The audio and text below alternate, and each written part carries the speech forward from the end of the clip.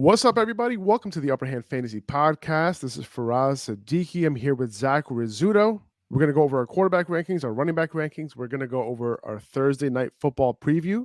I think we might have a good game tonight, Zach. We got the Ravens. We got the Bucks. I mean, on paper, these are a couple of teams that we might, want to watch on Thursday night football, right? Like the Bucks and the Ravens both have been underperforming a little bit as of late. But, hoping for the best here, glass half full. Okay. After the Thursday night football game that we saw last week, I mean, it's promising. Things are looking good. I expect a positive regression, to come up for these Thursday night football games. And we saw it last week. It was so bad. Yeah. that I would assume that the better performances, the better offenses, more points scored. I'm hoping that continues tonight. So let's get into it. How you doing, man? I'm doing good. I think that'll be the case with this Thursday night game. I think it's two teams that, like you said, they're underperforming a little bit. I think they're both hungry for a win, even though, the Ravens are 4-3, they have a winning record, and the Buccaneers are 3-4, they don't have a winning record. I think they're both really in the same spot. They both need a big win tonight. And they're two teams, that you look up and down the roster. It's not like we've seen the past few weeks where there hasn't been much to be excited about. Obviously the Saints are talented, but they had Andy Dalton at quarterback, and the Cardinals were underperforming up until last week. But before that, it was just, garbage games. Like the no-nonsense NFC East battle between Washington and Chicago is just like, it's nice to see two teams that should be in primetime, finally showing up in primetime tonight. I think it's going to be exciting. I'm hoping both offenses can kind of find their feet. Neither of these defenses are performing very well. I think that there's a good chance that we see a good number of points scored tonight. Yeah, I think so. Rashad Bateman, he got a full practice in. He's good to go. I play him as like a high-end wide receiver 3. He runs most of his routes on Jamel Dean's side, and that's the toughest matchup, among this group, including Carlton Davis. So Jamel Dean's been playing better than Carlton Davis this year. The Bucs are giving up the third least fantasy points to wide receivers running routes from that side this year. And Bateman's running more than 60% of his routes from that left side. So a little bit of a tough matchup for him, but it won't necessarily cause me to just leave him out of my lineup because we know what his upside looks like.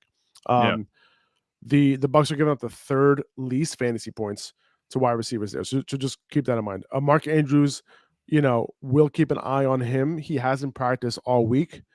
And, the fact that this is a short week, just because he played last week doesn't necessarily mean he's going to play this week.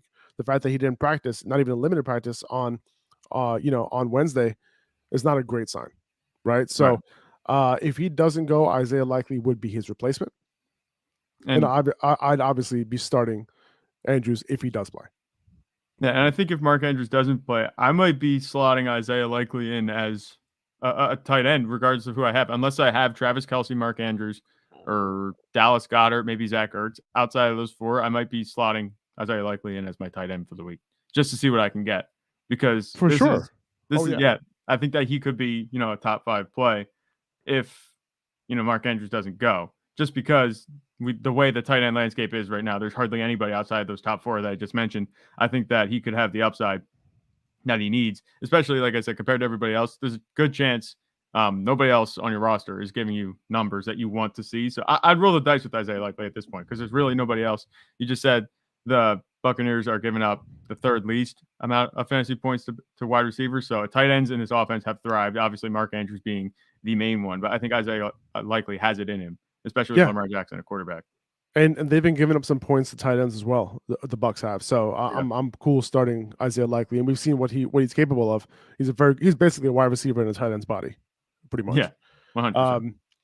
I have, and we'll talk about this in a little bit, but I have Lamar as the QB4 on the week, during this slump, right? And I have Brady as the QB10 on the week. We'll see if the Bucs are able to bounce back against an improving Baltimore secondary, right? Over the last 4 weeks, Baltimore has allowed the 7th least fantasy points to wide receivers, right? This isn't the same secondary that was getting torched to start the year. So this might be a tougher matchup for Brady and these wide receivers than we think. Because if you look at it on paper, Baltimore's given up like the 7th most fantasy points to wide receivers. But over the last 4 weeks, they've really been playing a lot better. Now, I do think Chris Godwin has a solid matchup because while the Ravens have been great against perimeter wide receivers lately, The slot has been a lot more vulnerable for them. So I do like Godwin over Evans this week in terms of like, if I had to play one, who would I play? It would be Godwin, especially in PPR formats. But yeah, it's tough overall. I think Evans can obviously get his too. Like both of these guys saw double-digit targets last week, and 14 plus targets. Like, Mike Evans was really the squeaky wheel in this past weekend. We talked about that because the week before he only had a handful of targets, right? Last week it wasn't a squeaky wheel; it was a missing wheel. You know what I'm saying? He wasn't there. He dropped that touchdown. It's just rough. But with Chris Godwin, I think Chris Godwin's the play going forward too. Right now, I think he has a safer floor than Mike Evans. Mike Evans obviously has a ceiling, but Chris Godwin, we said he's been hyper targeted the past 4 weeks. In 3 out of the last 4 weeks, he's had over 10 targets or more.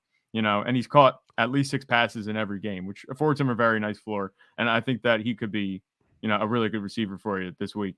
And like we said, did we talk about buying him low? I think it was like a week ago. Yes. And then a little bit this week, obviously it might be a little bit more difficult the way he's been getting targeted. Whoever has him might be holding on to him a little bit tighter because he's gotten those targets, but the production hasn't caught up yet. So there's still a chance that you could get him low. I think that if you haven't bought him already, I'm not saying you have to go buy him now, but there's a good chance that the production is going to kind of catch up at some point. And this Baltimore secondary might be a spot where it does. I agree. I'm starting Fournette as a low-end RB1, and we're going to be talking about the running back rankings today. But the Ravens have given up the 4th most receptions to running backs, the 4th most yards per carry to opposing running backs. So this is low-key a very good matchup for him. And, we're hoping that he gets the work like he got 2 weeks ago and 3 weeks ago and not this past week. Right? That's what we're hoping for. So if he does, he can blow up in this spot. It's a great matchup. Yeah, and with Leonard Fournette, he was before last week's, debacle. I'm calling that a complete outlier. I've never seen the Buccaneers offense that out of sync. But I think that before that, he was really buoying the offense. If they want to get back to, back in sync with the offense, they got to feature Leonard Fournette the way they were doing the past, 2 weeks before last week. I think that's the only way that they can start getting in rhythm. Once the run game's there, it'll make things easier for Tom Brady in the pass game. I never thought I'd be saying that Tom Brady needs a run game, to get going. But at this point, what else do you have to lean on if you're the Buccaneers? I think you get Leonard Fournette involved again. I think they're going to do that, especially like you said, with Baltimore being a pretty all right matchup. I think that, Leonard Fournette's going to have a much better week than he had last week. I think last week was an outlier. I'd say Gus Edwards is a borderline RB2, something like that, high-end RB3 this week. Yeah. I have him at RB25. Right now, he's been limited in practice all week, but I'm assuming he's playing, as their RB1. He had 50. I would like if I had to guess like how many carries he has in this week. I would say like 15 carries or so, 16 carries, so similar to what he saw last week. And then you're hoping for that goal line touchdown. When it comes to him, that's really where his value is going to come from. Like I don't think he's going to be the guy giving you 90, 100 yards rushing. It's really like get like 5, 6, 7 points, on the ground, right? Maybe catch a pass, maybe not, right? Like one target is like all you're expecting from him. And then that goal line touchdown. That's pretty much it when it comes to Gus Edwards. Very low ceiling, but he's a solid play for you if you need it. I think that the upside is there because they run so much at the goal line, that they'll have the run game featured. Gus Edwards, I think, is the guy that they're happiest leaning on in the backfield that they've had this entire season, even over J.K. Dobbins, it seems like. So I think that he has a touchdown in him. If I had to bet an over-under, I'm not sure if there's an over-under. Speaking of, if there's an over-under on touchdowns, I would take the over on 1 touchdown. Well, I'm just sharing it right now. We're looking at Underdog right now, UnderdogFantasy.com. Gus Edwards, there is no higher or lower on the touchdowns. So what does that tell you? Does that tell you? They must be expecting a touchdown. The odds makers don't want to give you that. Exactly. It's true. He's at 45. His line right now is at 45.5 rushing yards. Man, I don't know if I want to touch that one personally. Yeah. Because Tampa Bay is a tough matchup, when it comes to running backs and actually giving that up. Now, if he gets 15 carries, then yeah, he could go over. I don't think he's going to average 3 yards a carry, right? He would go over that. So, if he gets 15 carries in this game, I would expect him to have at least 50 yards or something like that. So I'm okay, choosing that as the higher lower. But that's just one of the options that we have for tonight on Underdog Fantasy for the game. So basically, what we're going to do is we're going to have we're gonna have this pick 'em slip, right? You can add up to 5 picks in here, higher or lower on a bunch of stats. I'm sharing it on YouTube right now, but you go to underdogfantasy.com and you basically go to pick'ems, and then you enter a bunch of these into your entry. So let's look at what we like here. So the first thing that stands out to me is Lamar Jackson's rushing yards. I like the higher on 61.5 rushing yards for me personally. Like, I think that, with Mark Andrews banged up, right, with Rashad Bateman having a tough matchup, I think it's going to be all on Lamar in this game. Yeah. And Marcus Mariota, a couple other quarterbacks have had their season highs in rushing, or at least a second. Like, for example, in Mariota's case, that was his second highest total rushing against the Bucks this year. So I kind of like Lamar Jackson to go over 61.5 rushing yards tonight. Yeah, I like that. If Marcus Mariota can have a good day on the ground against the Bucks, then Lamar Jackson can. Lamar Jackson, even though Jalen Hurts can move, and suddenly Daniel Jones is looking like a running quarterback, and Justin Fields can get it done against other teams. Lamar Jackson, he's still the premier running quarterback. I think he's good for 60 yards easily. Yeah. Now, if Mark Andrews ends up playing, I do like the higher on his prop. Now, here's the thing with Mark Andrews. Like last week, he was banged up and he didn't have any production. However, Lamar, after the game, basically said that, hey, they were double teaming him all game long. So it is what it is, right? And he didn't really see a drop off in terms of routes. So if he does play, I'm going with the higher on 60.5 receiving yards for Mark Andrews. Against Tampa team who's been giving up some production to tight ends. So I think this is a smash play. If he ends up playing. Now, if you do end up adding Mark Andrews to this entry and he doesn't play, you're basically going to be counted. He's not going to be counted at all, right? So you're not going to lose on this one, right? Mm-hmm. He'll just be kind of removed from this entry. That's all that would happen if you end up submitting an entry with Mark Andrews here. Okay, let's see. Now we're looking at Tom Brady's here. He has a higher or lower of 0.5 interceptions, which means does he throw a pick or not? Tom Brady hasn't thrown an interception. As much as he's been struggling, he hasn't thrown an interception since week 1. Yeah. So I don't think he throws one tonight. I'm just going to take the odds here, right? And I'm going to go lower, and I'm going to say that he doesn't throw a pick tonight. I think that's sense? fair. Yeah. You can't bet on Tom Brady throw a pick or not. Yeah. Pick. I'm a little bit leery because, all streaks come to an end, but this Ravens defense, they haven't been exactly, turnover machines. So, and I think Tom Brady will take care of the ball, especially with the Bucks at 3-4. I think they're going to really just, batten down the hatches. I think Tom Brady's going to get it done tonight in a good way. Much better than he's done recently. You mentioned he hasn't thrown what's called interceptions recently. I think that can continue just as easily as it might not. I'm okay with that pick. Yeah, I so far, so I put in $50 right into this entry as my as what I'm putting up. I have 3 picks in here so far. If we get all 3 of these right, we're gonna turn that $50 into $300. Okay. Yeah. But we can add up to 5. So let's see if there's any more that I like. So remember when I said the Ravens allowed the 4th most receptions to running backs this year? Leonard Fournette's reception higher or lower is sitting at 4. Okay. And it's been a bunch of games this year where he's gone over 4, right? 1, 2, 3. There's been 4 games out of the 7 that he's played where he's went over 4 receptions. So I'm going to go the over on Leonard Fournette's reception total. Yeah. I think you would like that fair. too. Yeah. Yeah. And then let's see what else. Now, remember, the Mike Evans matchup is a little bit tough. I feel like Tom Brady's going to be throwing the ball a ton in this game. Cade Otton, his receiving yards is sitting at 29 and a half. And I kind of feel like he's going to be passing it to his tight end. I'm pretty sure Cameron Brady is not going to play in this game. I'm pretty sure he's been ruled out already, if I'm not mistaken. Yeah, I don't think he's playing. Cade Otton, ran. He was on the field 81% of the time.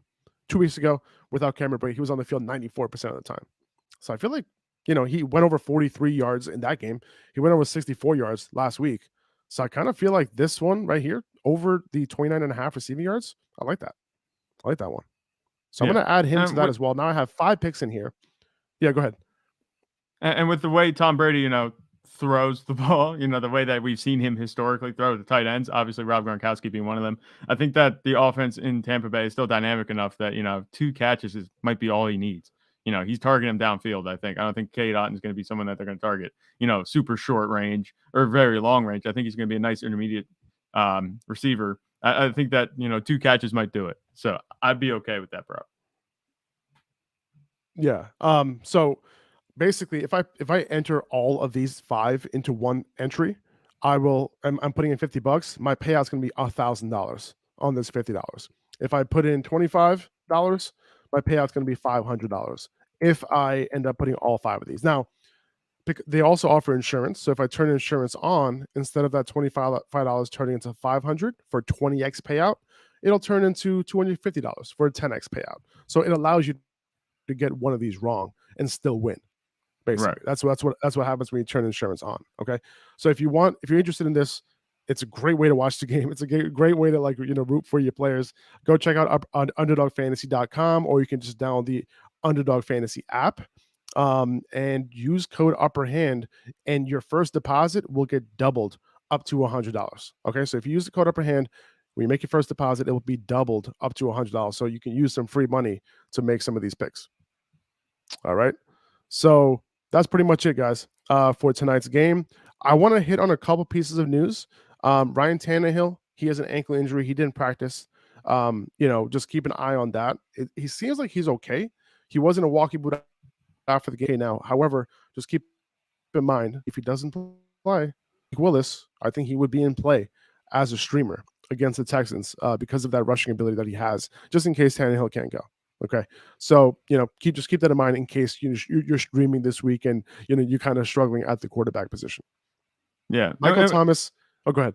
Sorry, and with Malik Willis, I think that I was excited to see him in the preseason run around and play, and he looks like he's a dual threat quarterback. So I think that's a really high quality streamer. Say maybe if Ryan Tannehill can't go, I think that the rushing upside would be there, especially against the Texans who just got gashed. Obviously, it was Josh Jacobs they were playing against last week, so who doesn't get gashed by Josh Jacobs in 2022? But I think that the run defense has been suspect, and I think Malik Willis will be able to take advantage of that if he did start.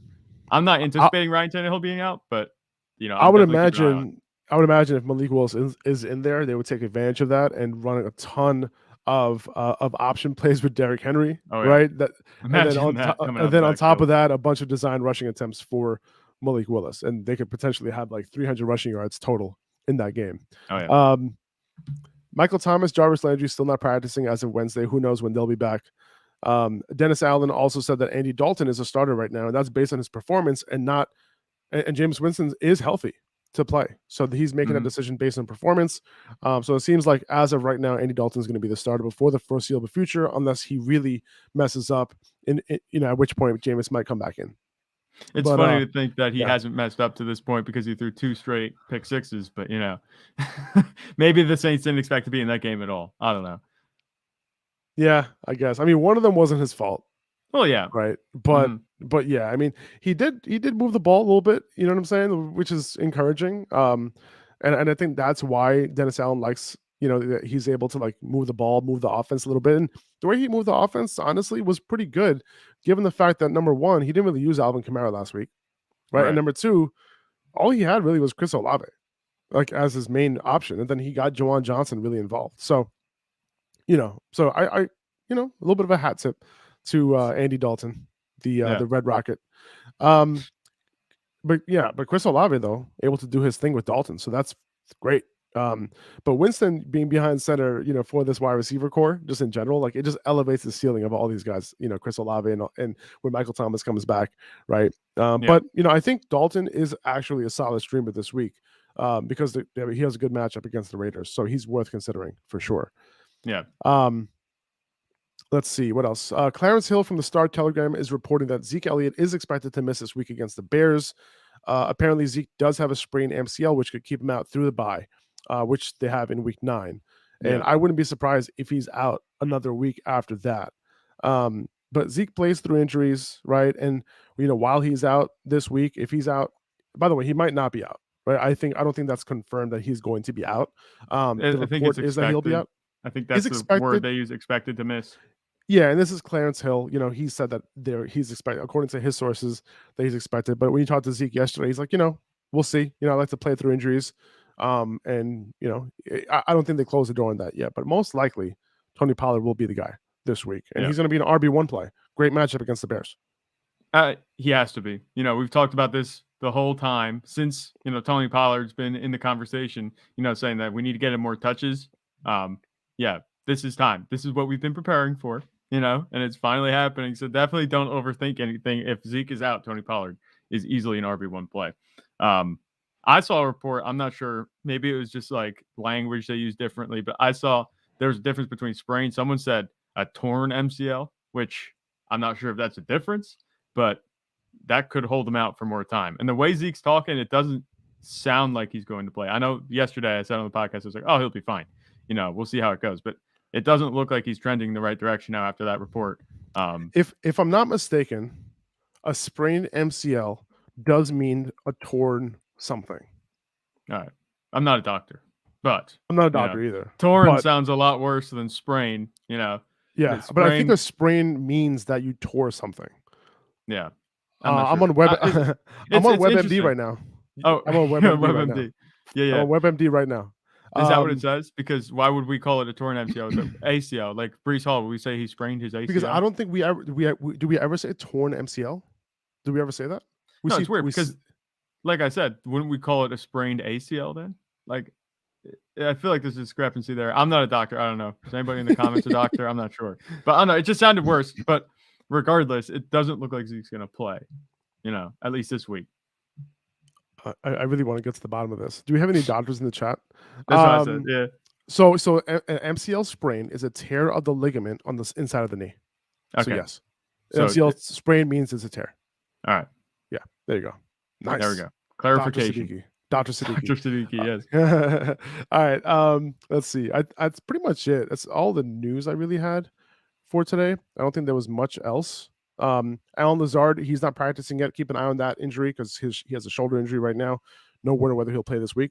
Keep that in mind if you were planning on starting him. Let's get into the quarterback rankings. Yeah. Let's do it. All right. We have Josh Allen, Jalen Hurts at 1 and 2. That's hard to argue. Yeah. What else is new?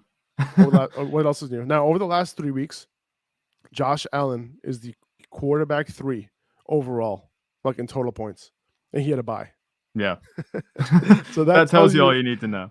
That tells you all you need to know right there about Josh Allen, right? Joe Burrow at 3 this week. He's been on fire lately, right? And I have Lamar tonight at 4, with Lamar being in a bit of a slump, right? And Burrow absolutely on fire. I got to have Burrow over Lamar this week, especially since Burrow's matchup is solid against the Browns and all of his weapons are relatively healthy. But do you remember in the offseason when we were talking about this offense potentially going nuclear this year? Right? Mm-hmm. It was for 2 reasons. One, I expected them to run a lot more plays than they ran last year. And number 2, I expected them to pass a ton. Yeah. Well, they're top 6 in both categories right now. So that's ramping up and that's progressing very well. It seems like that's what's going to happen for the rest of the year. Also, our data analytics partner, Preciser, has the Bengals applied total of 31 points for this week. They have Burrow at a projected 283 passing yards. So the expectation is that Joe Burrow is going to continue doing his thing this week. And I just want to, thank Preciser for sponsoring this podcast. Preciser uses data-driven analytics and algorithms to make game predictions to help you make better bets, make better start-sit decisions, and make better DFS lineups. And I'll have the link in the description, but you can check them out at preciser.io/prediction. Make sure you use the code UPPERHAND to get 30% off the first 3 months of their pro package. That ends up coming out to only $6.99 a month to get all of their data. So they also have a free package as well. You can check them out. You can check that out if you don't want to commit, but might as well take advantage of that promotion. Use code UPPERHAND when you sign up. Yeah. Okay. Thoughts on Joe Burrow?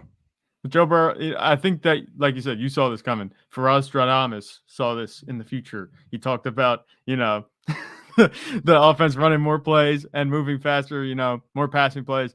It took a few weeks to get started, but I think this is, what we're going to start. It's going to start becoming the expectation that Joe Burrow is just going to, go off every single week with Tyler Boyd, T. Higgins, and Jamar Chase healthy. The offense looks better. The offensive line is doing a better job than they were at the beginning of the season. Like everything is starting to click. And we said we expected this to happen at some point, and now it's, it looks like it's happening. I think Cleveland is a fantastic matchup. Their defense has not been good at all this season. They've been, shaky at best. Even with Myles Garrett playing, it's just they haven't been able to hold anyone back. I think that this is a really good matchup. Yes, sir. So Lamar at 4, we talked about him at length earlier. Kyler at 5, Tua at 6, Kirk Cousins at 7. If you're wondering why there seems to be a big gap there, it's because both Patrick Mahomes and Justin Herbert are on bye this week. Yeah. Kyler has a decent matchup against Minnesota this week, and might have a solid group of weapons with him now, like with Robbie Anderson stretching the field a little bit, something he didn't have over the first few weeks of the season. Really because that's just not how they were using Hollywood Brown. They had that deep threat. They just weren't using him deep at all, right? Despite him being one of the best deep threats in the league, right? If you had to, figure out like how to use Hollywood Brown, it's not that hard. Like I feel like I could do it. Yeah. You know what I'm saying? I feel like I could figure out how to use Hollywood Brown. And Cliff Kingsbury, his decisions, and we probably talk about this every single podcast. Like somehow every time we bring up Kyler Murray. Not even. We talk about Rondell Moore. We talk about DeAndre Hopkins. We talk about how they use these receivers last week. Greg Dortch. Like, there's like so many ways that we just get back to Cliff Kingsbury being this like fraud. Pretty much. No, I hear you. With Kyler Murray, this matchup also very good. Minnesota's defense has not been very good this season. For me, this is the point where if Kyler Murray does not have a better day than he's had the past few weeks, he's been solid. But if he doesn't show that upside that we were talking about this whole offseason and we thought he'd have this season, I'm kind of hitting the panic button. I'm like, what the heck is going on? He has DeAndre Hopkins. He has Rondell Moore. He has Zach Ertz. James Conner's going to be back in the lineup, presumably, I think. He might be on a bit of a snap count, but Benjamin is just fine. We saw last week, even if James Conner doesn't play. This is as healthy as the Cardinals offense has been, sans Marquise Brown, of course.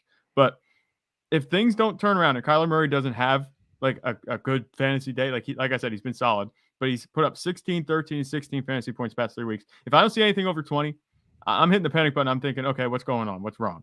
Because we're getting to the point where you can no longer hold his value as high as we have been because, he just hasn't been an excellent passer. The touchdowns have not come.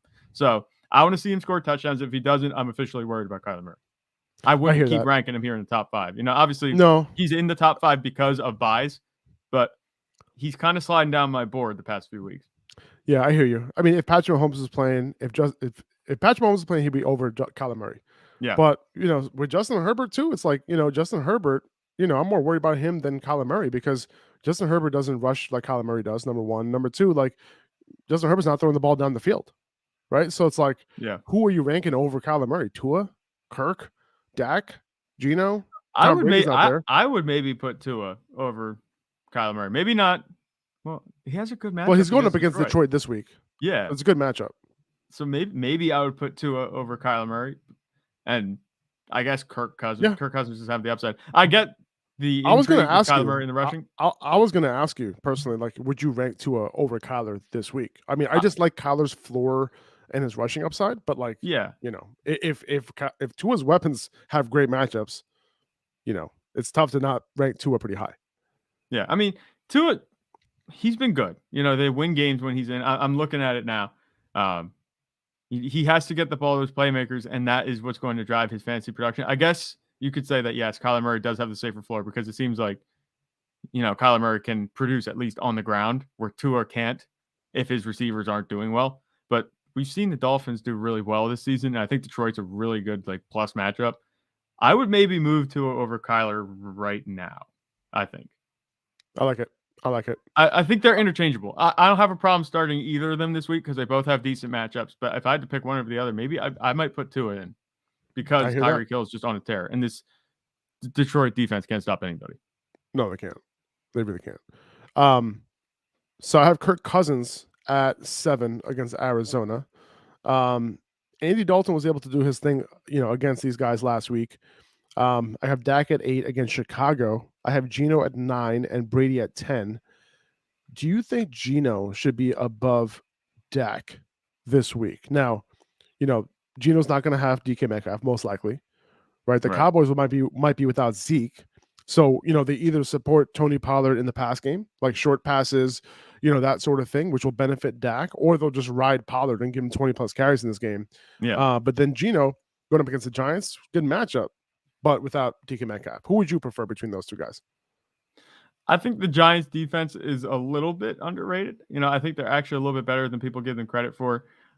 I do like what Geno Smith is doing, but it'll be interesting to see. Obviously, he played the whole game without essentially DK Metcalf last week, and he did fine with Marquise Goodwin.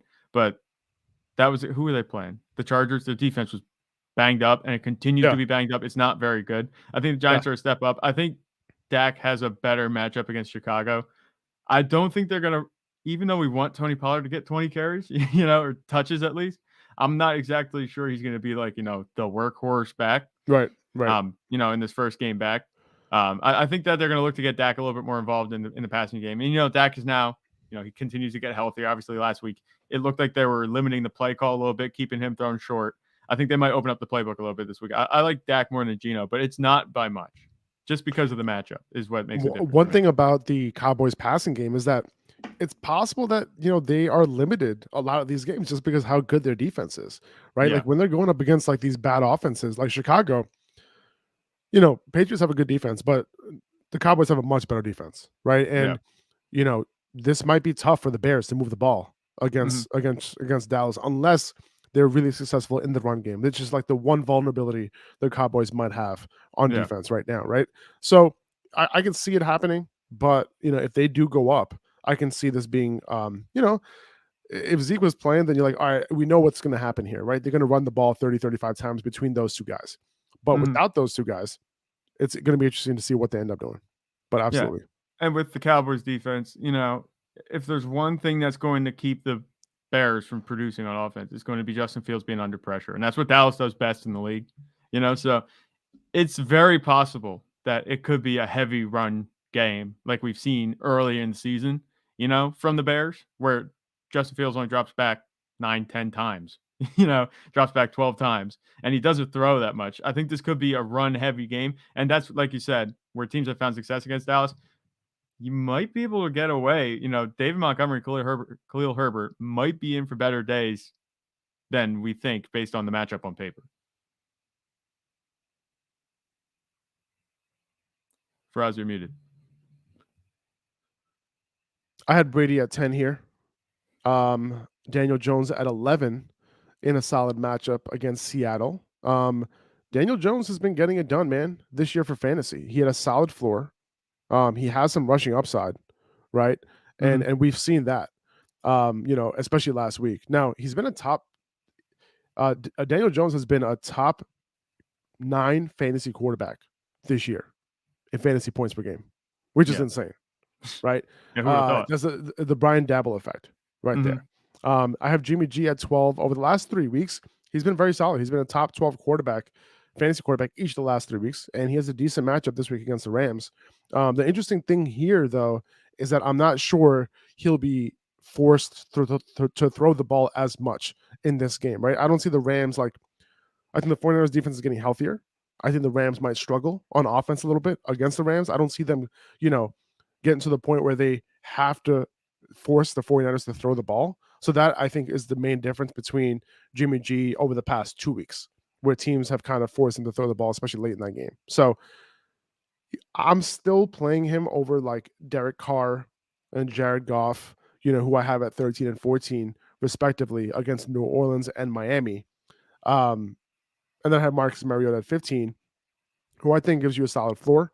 And then I have Justin Fields at 16 against Dallas, and we talked about that. So what do you think about these guys between 11 and 16, and would you reorder them in any way? I'm looking at it. I'm not sure I would. I think this is right where they need to be. Daniel Jones, like I said, I called him the plus game manager for fantasy because he is a game manager, and usually that's like you see Jimmy Garoppolo type numbers. And just to compare Daniel Jones, Jimmy Garoppolo is the game manager. You know what you're getting with him every single week. I think he scored somewhere in the range of 16 points, 4 out of his 6 games this season where he started or took most of the snaps. So I think you know what you're getting with Jimmy Garoppolo, and I think that's good enough. He's a high-end QB too.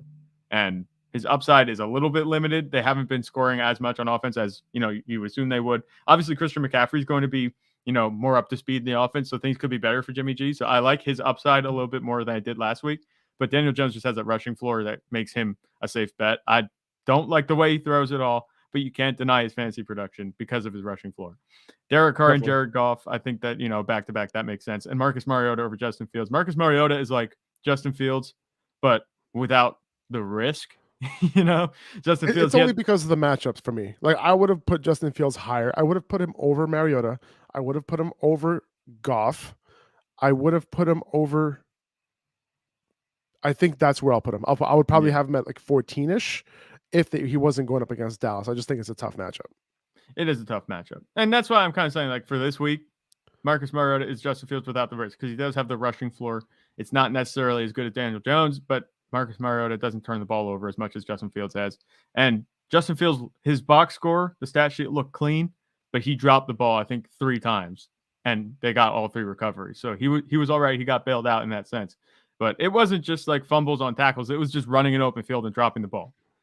So right. That's interesting. That's one thing that kind of, worries me for his fantasy prospect rest of season. But, I think on a weekly basis, he should be all right. I got Andy Dalton at home against Vegas at number 17. He put up a big game last week, and now he has another good matchup at home. So you could stream him if you want. I have Taylor Heineke against Indy at 18, Russell Wilson against Jacksonville, and then Aaron Rodgers in Buffalo. And this is where we're at with Aaron Rodgers right now. And yes, I have all of these guys ranked above Trevor Lawrence against Denver and Stafford against the 49ers. I just think I like these guys more. Just those guys are very hard to trust right now in those matchups. Yeah. Andy Dalton and Taylor Heineke over Matthew Stafford. It's just funny to think about. Andy Dalton and Taylor Heineke over Russell Wilson, Aaron Rodgers, Trevor Lawrence, and Matthew Stafford. Just crazy. Love it. But yeah, I agree. I mean, Taylor Heineke did not look like it seems like Taylor Heineke's, thing every season is to come in as a backup and give a spark, make people ask, why isn't Taylor Heineke the starter? And then you remember 2 weeks later why he isn't the starter. It's great though. Like, you can't root against Taylor Heineke. He's just a great guy, it seems like, and he's just looking to get out on the field, and that's good for him. And he has a couple of weeks where he produces for fantasy football, and that's good. You can use him as a streamer. But it's interesting to see where Russell Wilson is. That game is in London. I wonder if a change of continent is going to be enough to get Russell Wilson going. Obviously he was, hyping himself up and getting ready for the game on the flight over. Oh my God. As we saw, oh my God. All the meme pages were posting about that.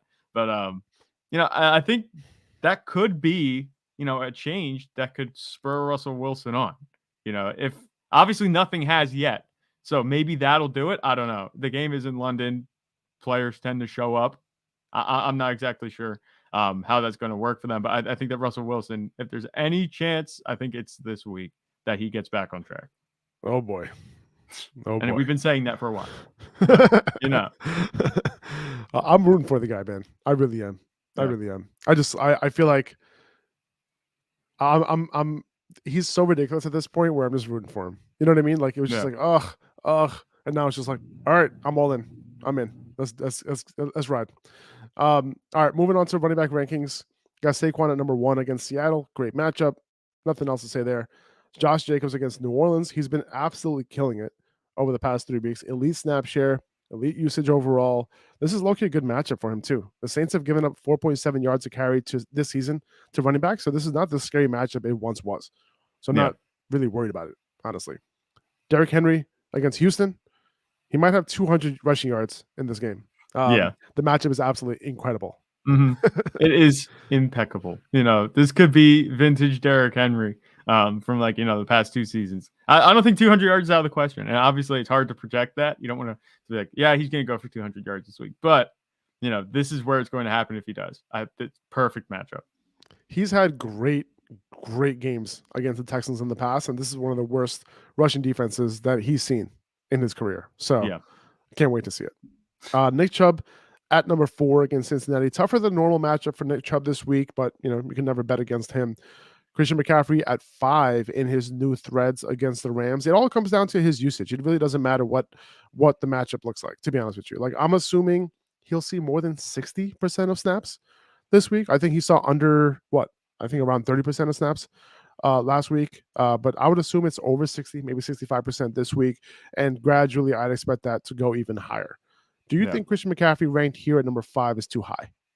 No, I don't think it's too high.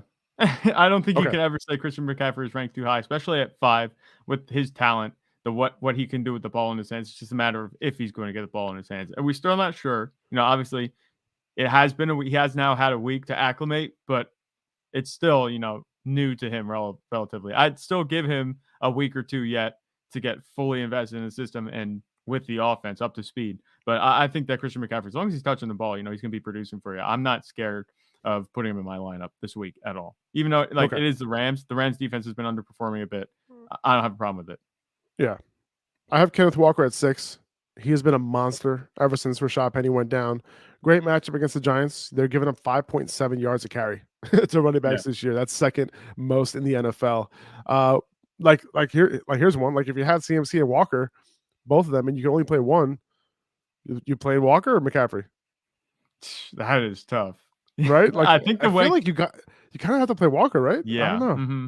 The way Kenneth Walker's he should been be playing, the matchup, the way he's been playing, the way he's been used, and now with DK Metcalf down, obviously he was playing most of the game last week without DK Metcalf, but now they're game planning with Kenneth Walker in mind. He's even more of a focal point. I think that Kenneth Walker is going to be that guy again. I wouldn't be surprised if he has a top 5 finish. You have to keep ranking him up here. He's not going to leave this slide, I don't think, unless he gets injured. All right, I guess I'll move him up to number 5 officially. Kenneth Walker's at 5. Christian McCaffrey's at 6. Because his workload, it's just the workload. We know the workload is going to be there for Kenneth Walker. We're still not sure about Christian McCaffrey. But if Christian McCaffrey gets back to what he had this season with the Panthers, anything close to that with the 49ers, he'll be back up ahead of him, I think. Yeah, I would say so. Tony Pollard's at number 7 here, assuming Zeke doesn't play. If Zeke plays, I'd move Pollard down to like maybe a high-end RB2 this week, expecting him to get most of the work still in a great matchup against the Bears. Alvin Kamara at 8. We talked about the Raiders giving up the 6th most receptions to running backs. So, hoping that he gets targeted early and often in this matchup. And then we have Jonathan Taylor at 9 against Washington. He should ramp up more, to that elite snap share that he saw before his injury. He's 1 week removed from that injury at this point. So I would assume that it does go back up for him. Yeah. I don't think there's any reason to doubt Jonathan Taylor at this point. We said he was coming off that injury. They gave him the extra week off, coming back from it to make sure that he was 100%. I still think they want to ease him in because as they make the stretch run, they want to make sure they have their guy healthy. I wouldn't be surprised if Jonathan Taylor got back up to that elite usage. If he does, I think we'll be ranking him much higher than 9 the rest of the season. What do you think the impact is, if any, that this quarterback change has on Jonathan Taylor? If it's going to have any impact, maybe Jonathan Taylor gets more. I don't want to say he gets more looks in the passing game because he just got 8 targets and caught all 8 of them last week with Matt Ryan. But I would assume that they want to base this offense around Jonathan Taylor, right? And they want to control the ball. Yeah, that's kind of how I feel about it. It's like, don't turn the ball over, right? Mm-hmm. Play controlled offense and just keep feeding Jonathan Taylor. That's pretty much like what I think they want to do. Kind of similar to what they did last year. So that's true. That's kind of how I feel that this quarterback. That's how the quarterback change is going to make an impact. Yeah, with a rookie quarterback, not rookie. Well, he's essentially a rookie, right? Yeah, essentially.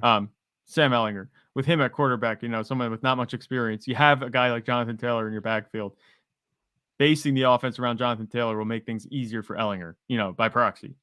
If Jonathan Taylor can get going in the run game, not only are you going to be dealing with presumably shorter 2nd and 3rd downs, but you're also going to have the play action game open up for you, which that's going to be huge for a quarterback with not much experience. You want to make the quarterback comfortable. You don't want to ask him to do too much. And the only way to get that going is to have Jonathan Taylor get going.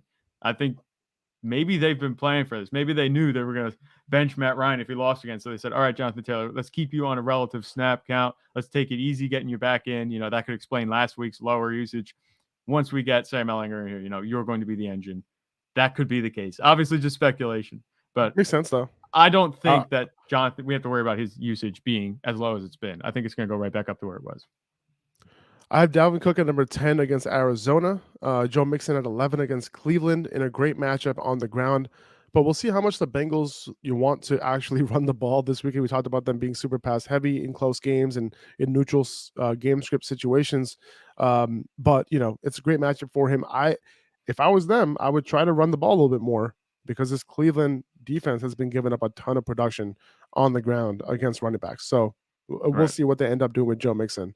We have Leonard Fournette at 12. We talked about him, hoping that he can get his groove back, and this is a matchup where he can. We already mentioned that the Ravens have given up the fourth most receptions to running backs, and also they've been giving up their top 5 in rushing yards. No, the top 5 in yards per attempt to running backs. I think I got that right. Yeah, this week. Yeah, solid. So I think he'll come through this week and bounce back a little bit. Dameon Pierce at 13, Rhamondre Stevenson at 14. I'm assuming this is his role at this point when it comes to Rhamondre. Like, he's a primary running back on that squad. We'll see if Damian Harris gets more involved as he gets further removed from his hamstring injury, but there's no doubt that Belichick loves Stevenson at this point. Right. Yeah, there's, like you said, no doubt about it at all in my mind. I think that he's kind of ascended not even to RB1A and Damian Harris RB1B. It seems like Rhamondre Stevenson is RB1 right now in this, like, clear cut, because he's getting the receiving work and the rushing work. They're running the offense. The run game goes through him first and foremost. Even with Damian Harris healthy, he only had, 3 carries last week. I don't think there's any question about the workload anymore. It's just, can this offense, produce now? Obviously, it looked good for 2 drives with Bailey Zappi under center, and it didn't look good with Mac Jones. So they went from having 2 weeks ago, I'd say, like, a pretty good problem to have. Mac Jones was banged up, but Bailey Zappi was playing well. You assume both of them would be serviceable. And now neither of them really look, spectacular. My question is, can the Patriots offense have enough touchdowns to have Rhamondre Stevenson, reach his ceiling? I think having a 14 assumes that they're not going to have that at this point in time. But if this Patriots offense picks it up a little bit, I think we could start seeing Rhamondre Stevenson ranked, more towards the top 10 or low end RB1. Who would you rank him above right now? Right now, not this week. I think right now this is where he's going to sit. I might even put Travis Etienne ahead of him after the James Robinson trade, because Travis Etienne, we've seen the way he looks with the ball in his hands. I think that he's more explosive than Rhamondre Stevenson, even though Rhamondre Stevenson's good. But Travis Etienne is just like a different talent. I think that, against Denver, I wouldn't be surprised if they're checking it down a lot to Travis Etienne. I think for production this week, I might put Travis Etienne above Rhamondre. That's the only reason why I had him a little bit low, just because of the overall tough matchup for the Jacksonville offense against Denver. Right. That's really why I had him this low. Otherwise, he would normally be, I probably would have him over Rhamondre, over Dameon Pierce, and maybe over Joe Mixon at some point, depending on how that looks. So, right now, I have him ranked conservatively. Yeah. I had a couple questions come in, believe it or not, on my Upper Hand Zach account, believe it or not. I had a couple questions come in about Travis Etienne. I want to get your input. Is Travis Etienne, they're asking, is he top 10 rest of season? He's an RB1 rest of season. All right. So do you think, like, pretty much. Essentially, at this point? I think we're going to see much more from him. I want to call him top 10, but there's still plenty of talent ahead of him, especially with Kenneth Walker entering the mix. And obviously Austin Eckler's not ranked this week because he's on bye.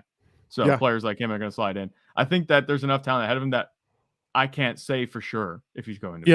I can't say for sure either. So Tony Pollard's not here normally. Neither is Zeke. Alvin Kamara, we'll see like what if he continues to get usage. Like, I could see myself ranking Travis Etienne over Kamara. We'll see if Jonathan Taylor bounces back. I can see myself ranking Etienne over Dalvin Cook at some point. I can see myself ranking him over Mixon, Fournette, Pierce, Stevenson. A guy who can enter the top 10, who's not in the top 10 right now, is DeAndre Swift. Yeah, that's who I have at 17 right now. So top 12 is safe, I would say. But he can definitely be in the top 10 depending on the matchup. Yeah. All right, that's fair. Here's the thing with him, right? Like, his work might end up increasing, right, over the next couple of weeks. And we might end up seeing him see 25 opportunities a game because he's going to be used in the pass game more. He actually hasn't been used in the pass game a ton. He's a passing down guy. We know he's capable. We know he can produce there. We know he's efficient there, but he needs to be used a little bit more for us to kind of, rank him in that, top 7, top 8 at times. You know what I mean? Right. Yeah. So I have Raheem Mostert at 16, which is pretty high. But he's going up against Detroit this week. So it's a great matchup for him. He's been their guy. He's been their 3-down back. So start him with confidence this week. DeAndre Swift, he's expected back against Miami this week. He got a full practice in on Wednesday, which is a great sign for his availability this week and his health, going forward. Hopefully he can stay healthy.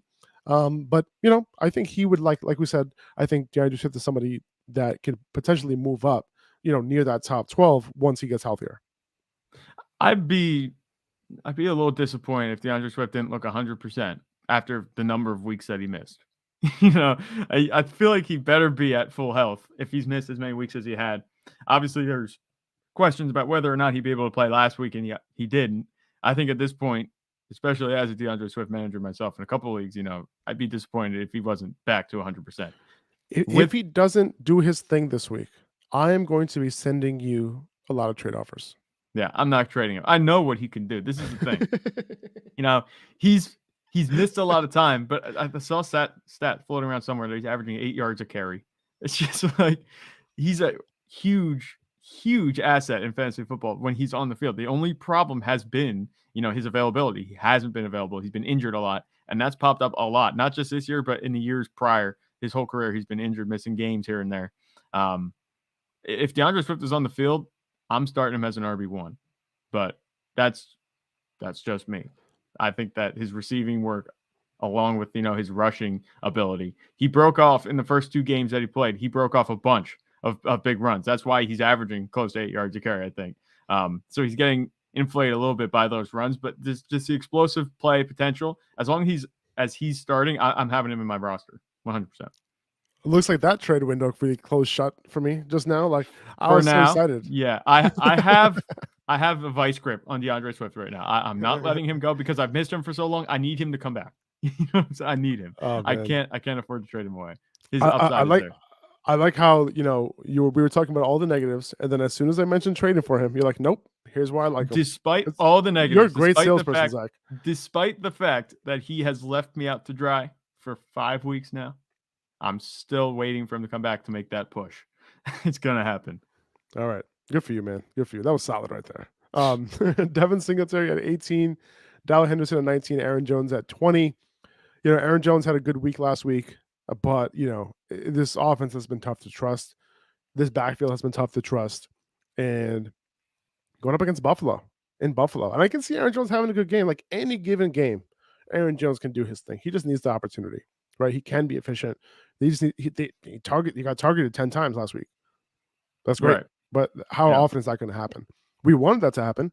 I think we can have it happen often if they use him properly, but it just hasn't been the case for him.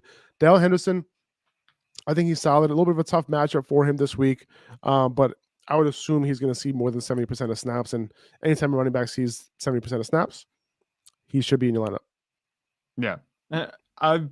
I'm tempted to say like Darrell Henderson more, but he just hasn't been very explosive than, Devin Singletary. I think the Bills are going to kind of put on a clinic against the Packers, even though the Packers defense, it's not anything to sneeze at. And for that reason, I don't blame anybody for starting Henderson over Singletary because that Henderson's going to get like 15 touches in this game at least. With Singletary, like he hasn't played a huge factor in games where they blew teams out. Yeah. Right. And that might happen on Sunday night. It's a Sunday night game. Possible. Sunday night game against Green Bay. That might happen. Yeah, poor Packers, right? I can totally see the Bills like absolutely destroying them. However, and they're at home. Yeah. However, the Packers aren't really that great against running backs on the ground, so it's possible that Singletary can get some usage, right, in the run game and end up having a good game. So that's the reason why I have him at 18 because I think it's a decent matchup. Mm-hmm. I think so. Let's move on to 21 through 30. I have Miles Sanders at 21, Michael Carter at number 22. I have Michael Carter here. I think he's going to be the primary running back this week. As long as James Robinson is kind of ramping up a little bit into the offense, I think he'll be involved right away because they did trade for him earlier in the week so that, he'll be available for this game and run through all the practices and all that. He practiced yesterday for the Jets. And, it's funny because he was a little upset that Doug Peterson was saying that he had a knee injury because he doesn't. He's like, I just think that what he said was, I just think that he just didn't want me to play. And I think that they were just trying to give more touches to Etienne and phase me out of the run game. But my knee's fine, and I'm playing. So That was interesting. So, but anyway, I think Michael Carter, is a solid play this week, with James Robinson, ramping up against the Patriots. I would play Michael Carter as like a low end RB2. Yeah, I think that's fair. And we talked about this a little bit. I think it was 2 days ago. But with James Robinson, I'm not worried about him this week, especially. I'm not really too worried about James Robinson cutting into Michael Carter's workload the rest of the season. I think Michael Carter is going to get those passing game touches, which we know are more valuable than the run game touches. But just talking about James Robinson real quick about, how Doug Peterson maybe didn't want him to just didn't want him to play. It seems like he was getting a little bit of the Urban Meyer treatment from Doug Peterson at the end there. I think he's probably going to be much happier on the Jets, hopefully. It seems like the Jets have plans to use him. He said it himself because he's like, hey, I just went from 2-5 to 5-2. Well, yeah, you could look at it. That's very surface level. It's like, okay, man, my record just got better and I might be playing the playoffs this season compared to, with the Jaguars. But I think that, his usage, I think that even though I think James Robinson understands and everyone understands that, he's a replacement for Breece Hall. But I think they have plans to use him. They're not going to have – it's not like Michael Carter's going to be a guy that they're going to be like, all right, we got to get him on the field before James Robinson, and we'll hold James Robinson off the field just because we want Michael Carter to play. I don't think that's the case. I think they're happy to have both these guys in the backfield. I don't think James Robinson is going to be a non-factor as he's been the past couple of weeks with Travis Etienne, obviously on the come up.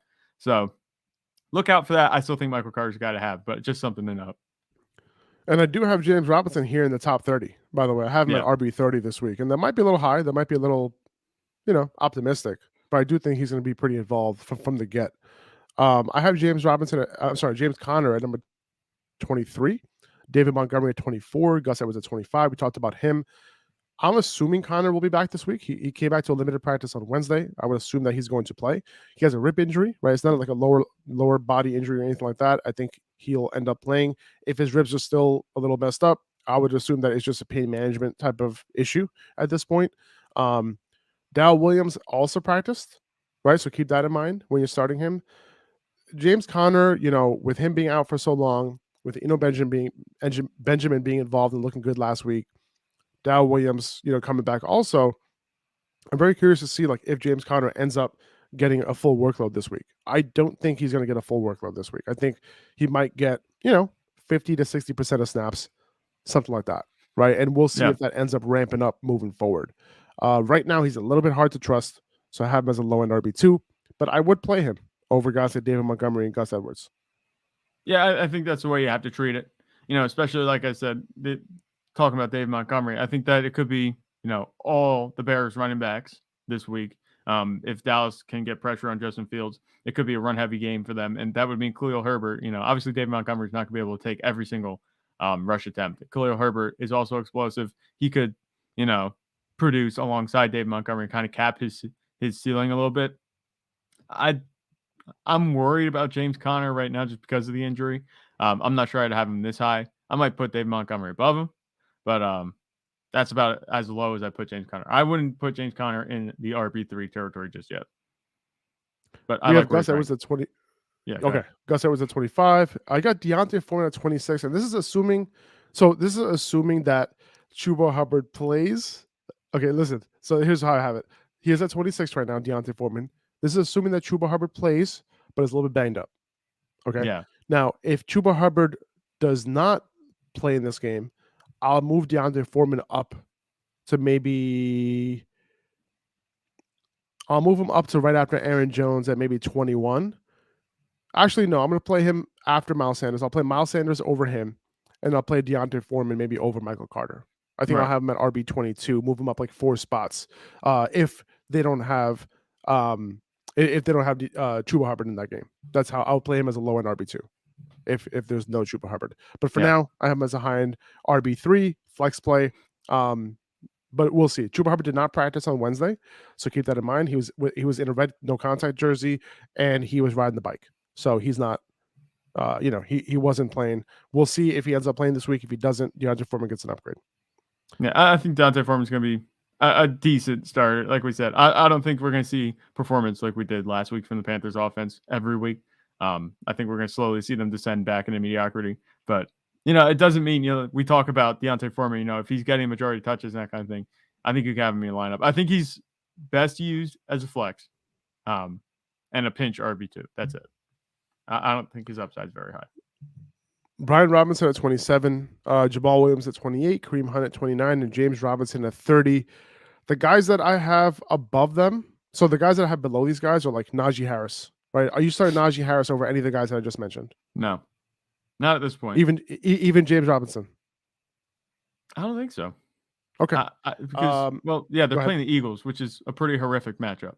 Exactly. So, Exactly. And that's part of the reason I was like, Pittsburgh might not even be able to move the ball yeah, in this game. They scored 3 points against the Bills. So, it's going to be a tough matchup for them. So I have Najee Harris lower I think I have him at 31 this week. But let me ask you this. Khalil Herbert, right? Khalil Herbert, I would play Khalil Herbert over Najee. Are you playing Khalil Herbert over any of these other guys that I just mentioned? Would you play him over James Robinson? I actually might. Yeah, I think so. I think Khalil Herbert should be moved up here. Yeah. The only thing I was thinking was like Dallas. Yes, they could run the ball, but like, are they going to be run heavy if Dallas gets up in this game? That's kind of my thought process there. Well, we've seen the way Dallas plays. I don't know if they have the offensive firepower like they did to go way up on a team. I think they could go up, but not way up, which would mean it wouldn't be a complete negative game script. But I think regardless of what's going on, I'm not sure how much success the Bears are going to have in the pass game with the Cowboys pass rush coming after Justin Fields, who has been extremely vulnerable. He gets flustered pretty easily by pass rush. So I think this could be a big game for David Montgomery and Khalil Herbert, just because, if there is one, bone to pick with the Cowboys defense, it's the rush defense. So I think both of these guys could do really well. They did well against the Patriots last week. I think that both Bears running backs could be good this week. So we have Khalil Herbert. We moved him up to above Najee. We moved him up to above James Robinson. So he's at 30 right now. Would you play him over Kareem Hunt? No. How about Jamal Williams, Brian Robinson? No, I don't think so. Brian Robinson has more work cut out for him. Jamal Williams has had a role regardless of who's in the backfield, and Kareem Hunt has receiving upside that Khalil Herbert just does not have. Okay. Awesome. Cool, man. I think that's it. So we have our final. So James Robinson, I'm sorry, you have been kicked out of the top 30 officially. but we're excited to see what you do. We appreciate you guys. Thank you so much for listening. That's going to do it for this podcast. If you could subscribe to the podcast feed over on Apple Podcasts or Spotify, that would mean the world to us. Again, we talked about Underdog Fantasy earlier. If you want to put some entries in for tonight's game, go to download the Underdog app, use the code UPPERHAND to get a full deposit double on your first deposit. Nope. That's not it. Use the code UPPERHAND to double your first deposit up to $100 on Underdog. Okay. There we go. That's it. There we go. All right. I appreciate you guys. Thanks for listening. And we'll see you guys tomorrow at noon Eastern time to go over wide receiver rankings, tight end rankings, and we're going to review Thursday Night Football. Take it easy, guys. Take it easy. See